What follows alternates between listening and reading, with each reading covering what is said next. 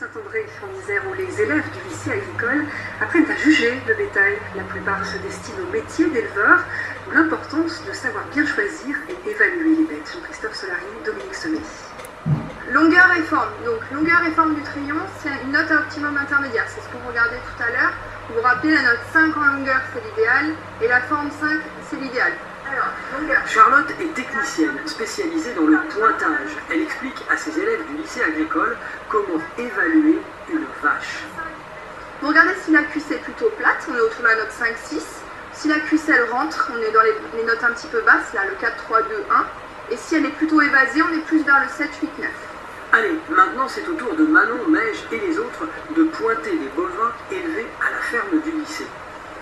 Par exemple, à la hauteur du sacrum, je trouve qu'elle est assez grande, donc j'ai mis une note de 5. Donc la moyenne, normalement, c'est 1m54. Là, je trouve qu'elle est un peu petite. L'enjeu du pointage, c'est tout simplement la sélection génétique, en vue de la meilleure reproduction possible.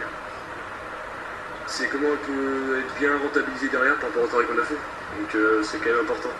Derrière, on est content si on a une belle vache que si on l'a raté, parce que sinon, après c'est l'argent derrière qui rentre. Ouais, c'est important. Près de la moitié des élèves du lycée sont des filles. Après le bac et souvent le BTS, beaucoup deviendront éleveurs, même si 80% d'entre eux sont extérieurs au milieu agricole. J'aimerais m'installer en élevage de brebis laitières pour avoir une transformation après derrière en fromage, yaourt, etc. Voilà, c'est partir dans le métier de l'agriculture. Tu pars de rien, parce que tes parents sont pas là. Je pars de rien, mes parents sont pas du tout dans le métier. Ça te fait pas un peu peur? Un petit peu des fois, je me dis, est-ce qu'on va arriver au bout du projet, etc. Croise les doigts, j'espère que oui. Comment s'installer? Comment produire sans polluer? Comment faire évoluer ce métier? À toutes ces questions, le lycée tente de répondre.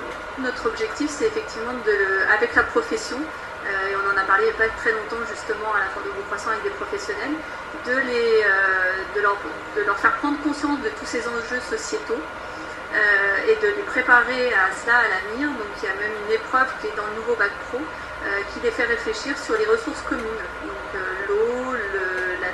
l'eau, le sol, l'air, etc., la biodiversité, justement pour les faire se projeter en fait sur les enjeux de demain.